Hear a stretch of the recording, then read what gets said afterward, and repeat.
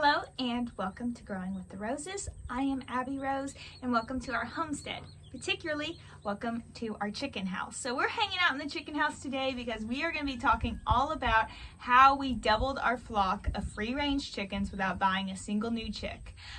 This method, is something that I was putting off doing, and my father, who actually knows a lot more about this than I do, kept saying you really should try this, and so we did, and we got amazing results. 29 chicks from just 3 mamas.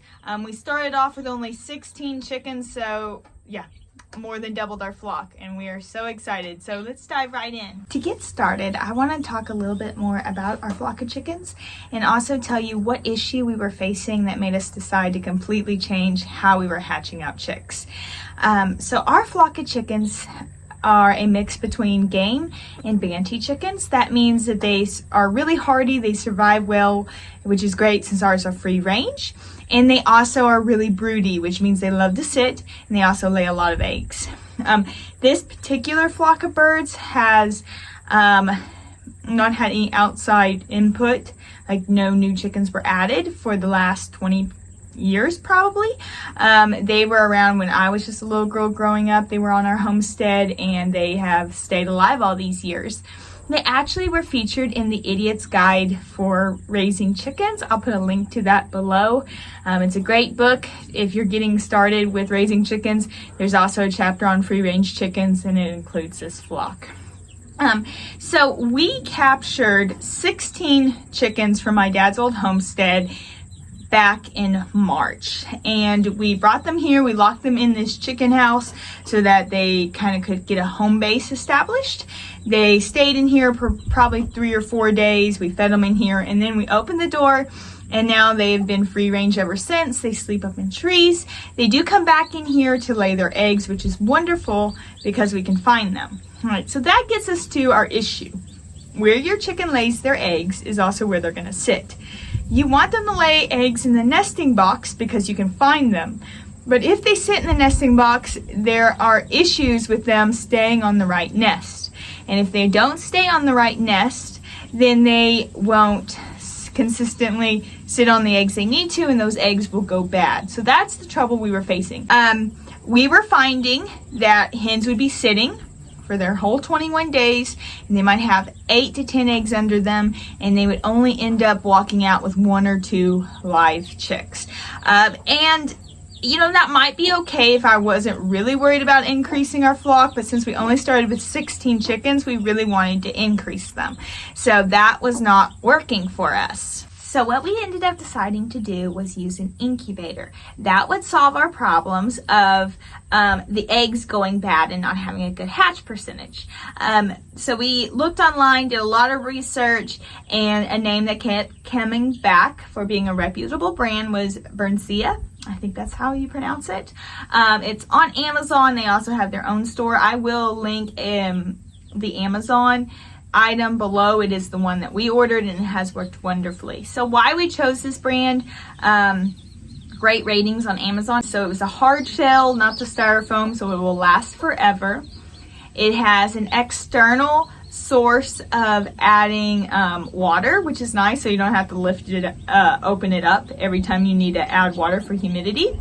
It has the automatic turning that turns specific angles based on what kind of egg you have in there, which is really nice. And then of course it has the temperature control. So for all those reasons we ended up getting it. When I got it, it was really fun. I unboxed it. Important note, always read the instructions. That's something Dan has taught me. It was really helpful. They have wonderful detailed instructions that tell you exactly how to set it up for different egg types. So here is how we actually set it up, how it worked.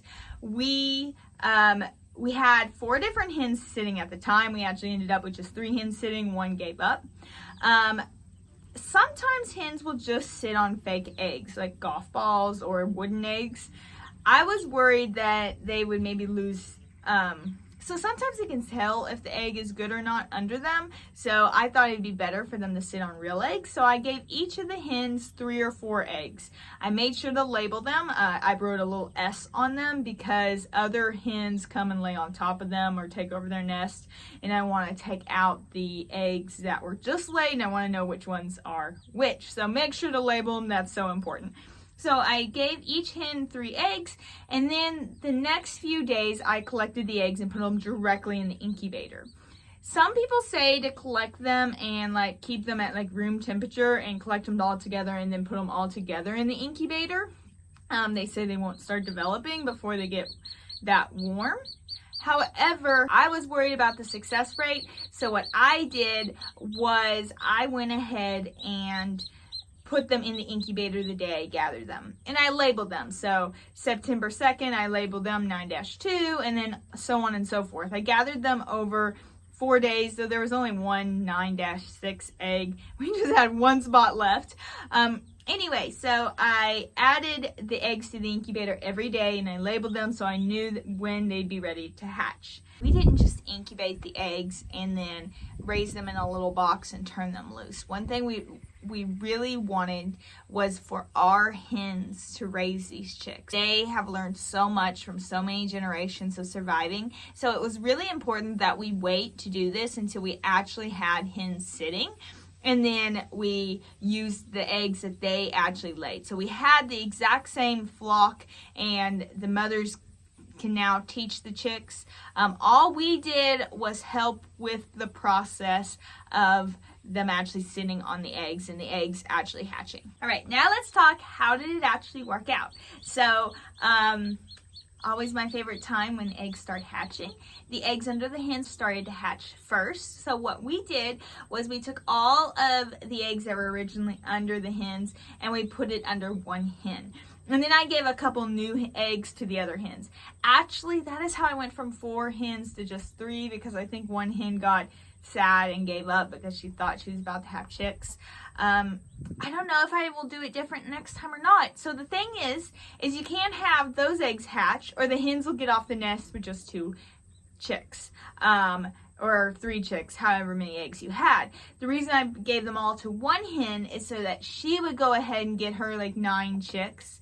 She could get off, and then I could give the other incubator eggs to those hens. I did have to take those eggs out of the incubator before they actually hatched, because some of them needed to keep turning while others needed to get out, because I didn't want them to hatch in the incubator while it was turning. So that was my dilemma. Anyway, what we decided to do is put all the eggs under one hen. Then I took the incubator eggs that were about to hatch in the next couple days and I put them under the next hen. And then I just kept doing that. At the very end, when I only had like the 2 final days of eggs left, I did just go ahead and turn off the turn feature on the incubator and let those chicks hatch inside the incubator. That way I knew for certain the hen wasn't going to leave the nest before those chicks could get added. It worked out wonderfully. So our success rate was 22 out of 24 eggs. And the only reason we didn't have 24 out of 24 is because I put in 2 kind of really small eggs, and those were not fertilized. I could tell because I shined a light through them and there was 0 development.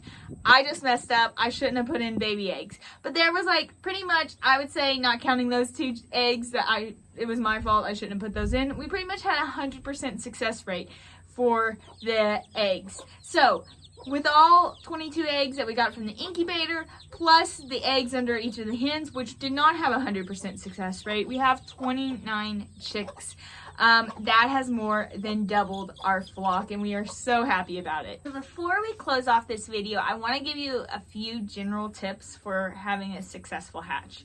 Of course, I now really recommend the incubator. You're going to have a larger percentage of eggs hatch. Number 2, label your eggs, especially in a nesting box. You want to make sure you know when that egg was laid, when you expect it to hatch. This is going to allow you to do step number 3, which is really be present the days around your hatch day.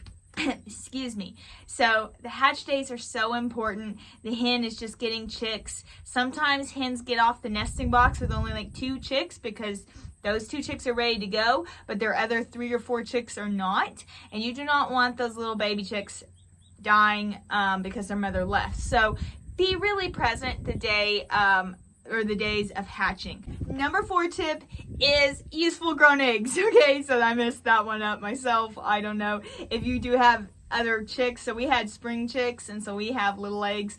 I should not use the little eggs. Use full grown eggs. They're much more likely to have been fertilized by a rooster. I really hope this video has been helpful for you, maybe even inspiring. Go get you some chickens. If you have the space, I 100% would recommend free range chickens. I'll do a video about that. There's a video on my Instagram that lists the reason I have free range chickens, so you could go check that out if you want. Also, please subscribe to our channel. That helps us be able to create content every week. I want to be able to give you content every week, different DIY projects and different information about the homestead. So subscribe. Please leave a comment if there's some question you have or if I forgot anything. And until next week.